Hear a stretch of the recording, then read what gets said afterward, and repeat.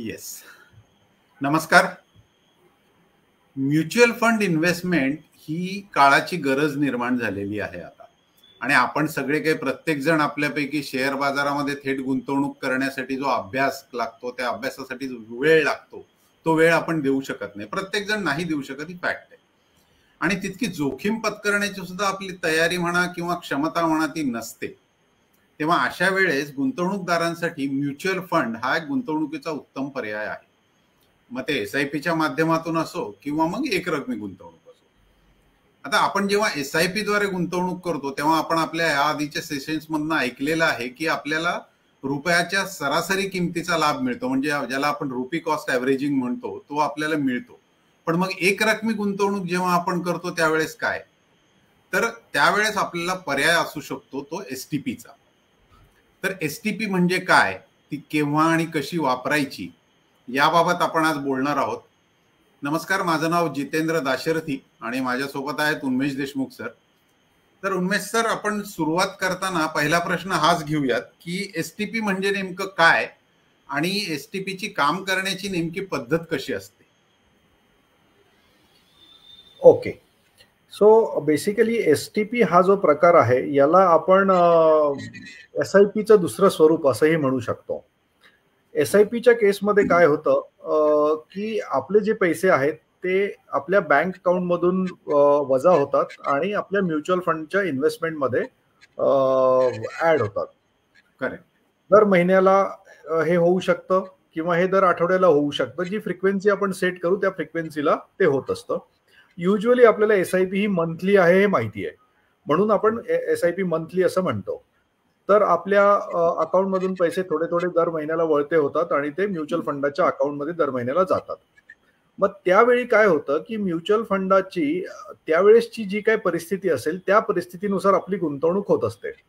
परिस्थिती हा शब्द मी जेव्हा वापरतोय तेव्हा मला NAV असं म्हणायचं. NAV म्हणजे नेट ॲसेट व्हॅल्यू, म्हणजे त्या म्युच्युअल फंडाची जी किंमत आहे, जशी शेअरची किंमत असते आणि ती कमी जास्त होत असते, तशा शेअरच्या किमतीसारखा जो प्रकार म्युच्युअल फंडाचा आहे त्याला NAV किंवा नेट ॲसेट व्हॅल्यू असं म्हणतात. मग प्रत्येक फंडाची जी NAV आहे ती NAV जेव्हा आपले पैसे ट्रान्सफर होतात तेव्हा जेवढी असेल तेवढ्यानुसार आपल्याला युनिट्स मिळतात. मी एक उदाहरण घेऊन सांगतो की हा महिना चालू आहे, लेट्स से आपला ऑक्टोबर महिना चालू आहे आणि ऑक्टोबर महिन्याच्या 25 तारखेला जेव्हा NAV 100 रुपये होती तेव्हा आपण 1000 रुपये जर ट्रान्सफर केले तर आपल्याला 10 युनिट मिळतील असा त्याचा अर्थ आहे. 1000 डिवायडेड बाय 100 रुपयांचे 1 युनिट म्हणजे 10 युनिट आपल्याला मिळाले. पुढच्या महिन्यामध्ये ज्यावेळी आपण पैसे आपले SIPच्या माध्यमातून बँक अकाउंटमधून म्युच्युअल फंडाच्या अकाउंट मध्ये जातील, त्यावेळी समजा ती NAV 101 रुपये झालेली असेल तर अशा वेळी युनिटची संख्या जी आहे ती कमी होते, कारण इथे NAVची किंमत वाढलेली आहे, 100 रुपयावरून 101 रुपये झालेली आहे. म्हणजे आपल्याला 10 पेक्षा थोडे कमी युनिट मिळतील. तसंच जर पुढच्या महिन्यामध्ये ती NAVची किंमत 100 रुपयावरून 101 रुपये जाण्याच्या ऐवजी जर 99 रुपये झाली तर आपल्याला जे युनिट्स मिळतात 1000 रुपयांच्या गुंतवणुकीवरती, ते युनिट्स थोडेसे जास्त मिळतात कंपॅरेटिव्हली, कारण की या ठिकाणी NAVची किंमत कमी झालेली आहे. म्हणजे 10 पेक्षा जास्त युनिट आपल्याला मिळतात. आता हा जो प्रकार आहे हा प्रकार करतो काय की जी शेअर बाजाराची व्हॉलॅटिलिटी आहे किंवा शेअर बाजाराचा जो खालीवर होण्याचा जो प्रकार आहे त्या प्रकारातली जी जोखीम आहे ती जोखीम कमी करण्याचा प्रयत्न करतो हा प्रकार. म्हणजे कसं की काही युनिट आपल्याला 100 रुपयांनी मिळतात, काही 101 रुपयांनी मिळतात, काही 99 रुपयांनी मिळतात, काही कदाचित 105 ने मिळतील, काही 97 ने मिळतील, काही 98 ने मिळतील. आणि मग सरते शेवटी जेव्हा आपल्या गुंतवणुकीची किंमत तयार केली जाते किंवा आपल्या गुंतवणुकीची व्हॅल्यू काढली जाते तेव्हा या सगळ्या किमतींचा एक ऍव्हरेज काढून आपल्याला त्या ऍव्हरेज किमतीनुसार आपली गुंतवणूक झाली असं समजलं जातं. आणि त्या ऍव्हरेज गुंतवणुकीवरती मग आपले किती पैसे वाढले सरते शेवटी, म्हणजे जेव्हा आपण पैसे काढून घेताना समजा या सगळ्यांचा ऍव्हरेज लेट्स से असं आपण गृहीत धरू 102 रुपयांचा आला आणि जेव्हा आपण पैसे काढून घेतले तेव्हा आपण 120 रुपयांप्रमाणे पैसे काढून घेतले, युनिटची रक्कम त्यावेळी 120 रुपये होती. याचा अर्थ आपल्याला प्रत्येक युनिट मागे 18 रुपयांचा फायदा झाला, हा त्याचा अर्थ आहे. आता ही झाली मेथोडॉलॉजी, ज्या मेथोडॉलॉजीने SIP काम करते. कधी कधी काय होतं की आपल्याला गुंतवणूक आता करायची आहे हे माहिती आहे, माझ्याकडे आता लमसम पैसे आहेत आणि ते लमसम पैसे जेव्हा आपण म्युच्युअल फंडामध्ये टाकतो त्यावेळी बाजाराची परिस्थिती जर फार वरची असेल, बाजार महाग असेल, तर अशा वेळी मी गुंतवणूक करणं थोडंसं जास्त जोखमीचं असतं. कारण की त्या म्हणजे जेव्हा वर असतो बाजार तेव्हा खाली येण्याची बाजाराची टेंडन्सी असते. मग मी वर गुंतवणूक केल्यानंतर लगेच बाजार जर खाली आला तर माझे पैसे लगेच कमी होतील.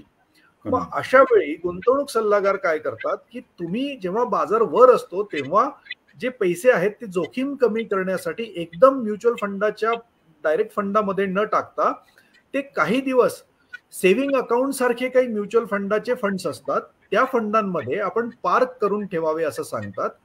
आणि त्या ठिकाणाहून मग आपल्याला ज्या ऍक्च्युअल फंडामध्ये जो डेस्टिनेशन फंड असतो तिथे जाण्यासाठी आपण जसं SIP-चा पर्याय वापरला होता तसाच STP-चा पर्याय आपण वापरू शकतो.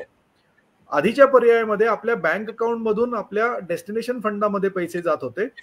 STP या पर्यायामध्ये जे पैसे आहेत ते जो सेव्हिंग अकाउंट सारखा लिक्विड फंड किंवा अल्ट्रा शॉर्ट टर्म फंड असतो त्या फंडामधून पैसे आपल्या डेस्टिनेशन फंडामध्ये जातात.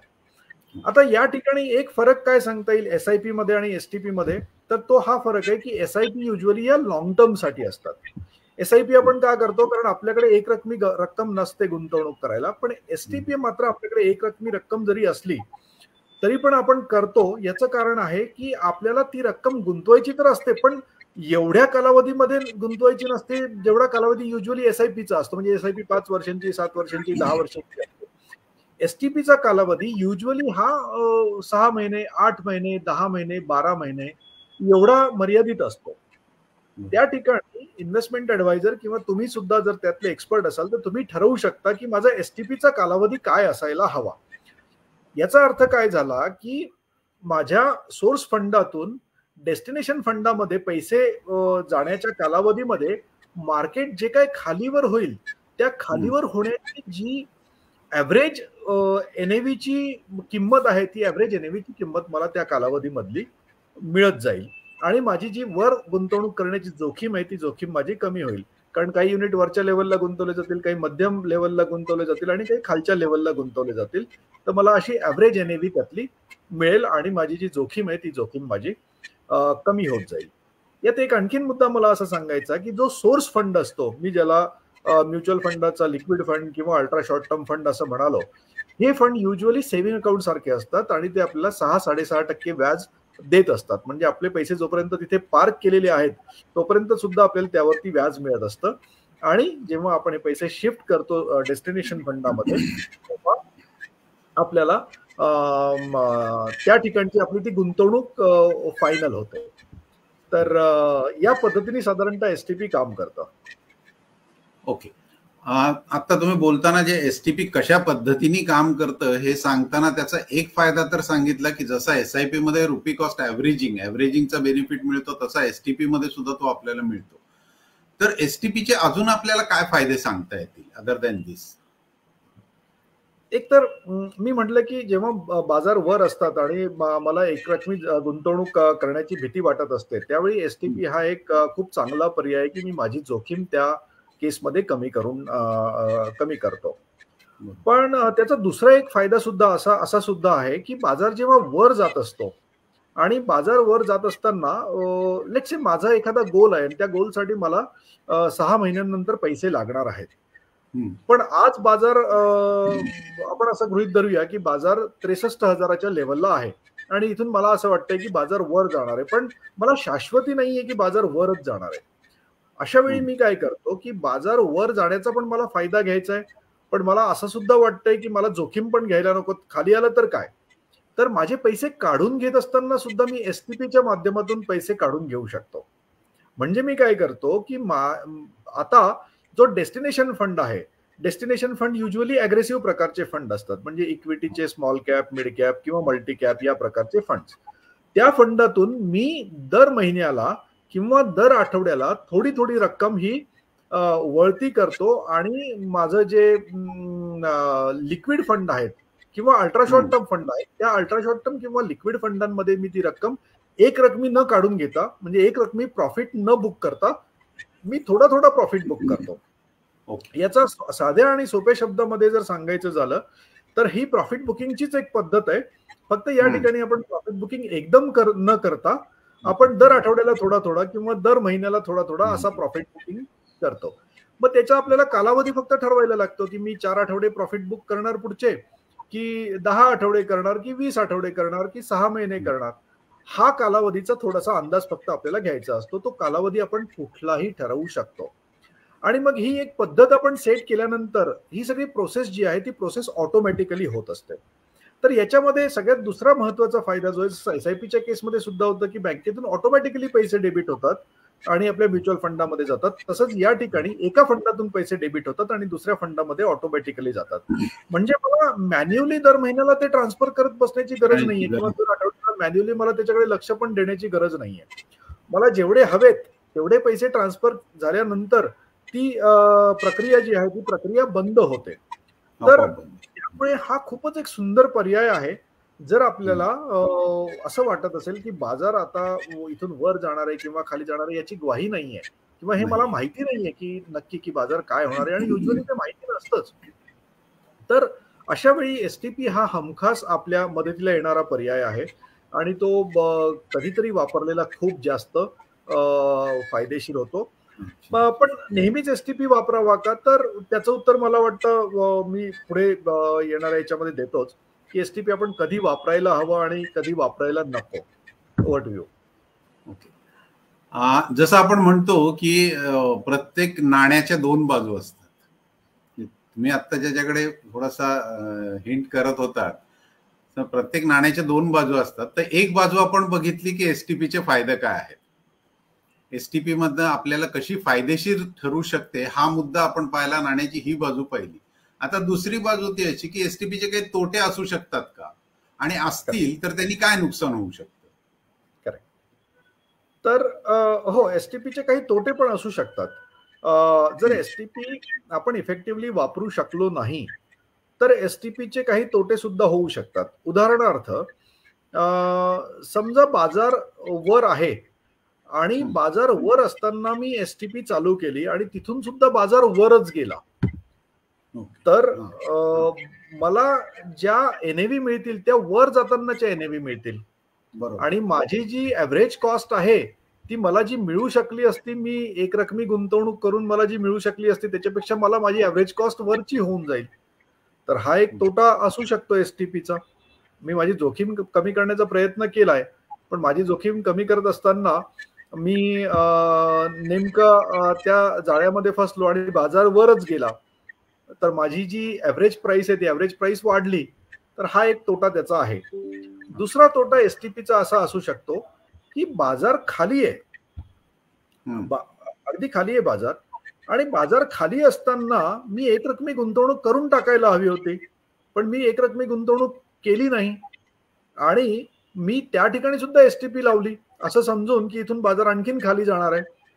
तर त्या ठिकाणी सुद्धा हे चुकीचं होऊ शकतं, कारण मी अगदी खालच्या लेवलला बाजार असताना गुंतवणूक केली आणि तिथून बाजार मात्र वरच गेला. मी त्या ठिकाणी एक रकमी जर गुंतवणूक करून टाकली असती तर मला खालची प्राइस मिळाली असती. तर हा अंदाज घेणं पण थोडंसं गरजेचं आहे की बाजार या ठिकाणाहून कुठे जाण्याची शक्यता आहे एसटीपी करताना. अदरवाईज मला जी अपेक्षित प्राइस आहे ती अपेक्षित प्राइस मला मिळत नाही. यासाठी आपण करायला काय हवं, तर जेव्हा जेव्हा आपण एसटीपी करतो तेव्हा युजली गुंतवणूक करतानाची जी एसटीपी आहे ती बाजार खाली येण्याचा अंदाज असेल त्यावेळी गुंतवणूक करतानाची एसटीपी करावी आणि प्रॉफिट बुकिंग करतानाची एसटीपी जेव्हा बाजार वर जाण्याचा अंदाज असतो त्यावेळी करावी. असे जर 2 गोष्टींचा अंदाज आपण घेऊन एसटीपी केली तर त्या एसटीपीचा आपल्याला जास्त फायदा होऊ शकेल. तर मला वाटतं एसटीपीचे हे काही फायदे आहेत ज्याचा आपण विचार केला पाहिजे. दुसरा आणखीन एक फ्लिप साइड एसटीपीची सांगतो, ती म्हणजे आपण एसटीपी किती कालावधीची करावी याला मर्यादा असायला हव्यात. मी जर एसटीपी 3 वर्षांची केली तर मग एसआयपी आणि एसटीपी मध्ये फरक काय राहिला, त्यापेक्षा एसटीपी केलेली बरी ना. तर एसटीपी ही 3 किंवा 4 वर्ष अशा लांबच्या कालावधीची असायला नको. एसटीपी जी आहे ती साधारणतः तुमची 6 महिने 8 महिने अगदी वर्ष हे खूप झालं. जर तुम्ही वर्षभरात सुद्धा त्या एसटीपीचा फायदा घेऊ शकत नसाल तर मग त्या एसटीपीचा तसा काही अर्थ राहिलेला नाहीये. मग एसटीपी आपण करायलाच नको. तर एसटीपी हा अंदाज घेऊन सुद्धा आपण करायला हवं की माझा पुढच्या येणाऱ्या कालावधीमध्ये बाजाराचा अंदाज काय आहे. तर या काही मला वाटतं फ्लिप साईड आहेत एसटीपीच्या, त्या आपण टाळू शकतो आणि त्या टाळायला हव्यात. नक्कीच नक्कीच. मला वाटतं आजचा विषय तसा इंटरेस्टिंग होता, कारण ह्या टेक्निकल बाजू अशा असतात की ज्या सामान्य गुंतवणूकदारांना जनरली माहीत नसतात. तर त्यामुळे हा एक विषय आज आपण घेऊन एक चांगला पर्याय गुंतवणुकीसाठी, एकरकमी गुंतवणुकीमध्ये वापरण्यासाठीचा एक चांगला पर्याय आपण आज लोकांसमोर मांडलेला आहे. तर आजचा विषय आपण इथे थांबूयात आणि नेहमीप्रमाणे सगळ्यांना एक आवाहन करूयात की हा जो आपला ड्राईव्ह आहे, हा जो आपला इनिशिएटिव्ह आहे फ्रायडे फिनटॉकचा, ज्यामध्ये आपण गुंतवणूकदारांना या विषयातलं, पर्सनल फायनान्स या विषयाच्या वेगवेगळ्या अंगांविषयी आपण थोडी माहिती देण्याचा प्रयत्न करतो आणि पर्सनल फायनान्स विषयी जागरूकता वाढवणे हा आपला या मागचा उद्देश आहे. तेव्हा सगळ्यांना विनंती आहे की फेसबुकवरच्या आमच्या या व्हिडिओची लिंक जी आहे ही तुमच्या सगळ्या ग्रुप्समध्ये शेअर करा आणि आमच्या या उपक्रमाला तुमचाही थोडासा हातभार लागू द्या, जेणेकरून सगळ्यांपर्यंतच हा उपक्रम पोहोचेल आणि सगळ्यांनाच याचा फायदा मिळू शकेल. उन्मेष. बरोबर आहे. सो बेसिकली आम्ही आता एक युट्यूब चॅनल पण चालू केलेलं, म्हणजे युट्यूब चॅनल आधीच होतं, पण आता हे जे व्हिडिओज आहेत हे सातत्याने त्या युट्यूब चॅनलवरती पण टाकले जातात. मी पुढच्या वेळी रिक्वेस्ट करेल की तुम्ही युट्यूब चॅनलची लिंक पण इथे द्या, जेणेकरून लोक त्या युट्यूब चॅनलला सबस्क्राईब करू शकतील आणि त्या युट्यूब चॅनलवरती मग तुम्ही हे व्हिडिओज कधी पण बघू शकता. फेसबुकवरती अगदी लाईव्ह बघितलेच पाहिजेत असं काही नाहीये. तर युट्यूबला सबस्क्राईब करा आणि या व्हिडिओजच्या लिंक शेअर करा तुमच्या ग्रुप्समध्ये सुद्धा, म्हणजे हा अवेअरनेस सगळ्या लोकांपर्यंत पोहोचेल. आणि जोडलेले राहा.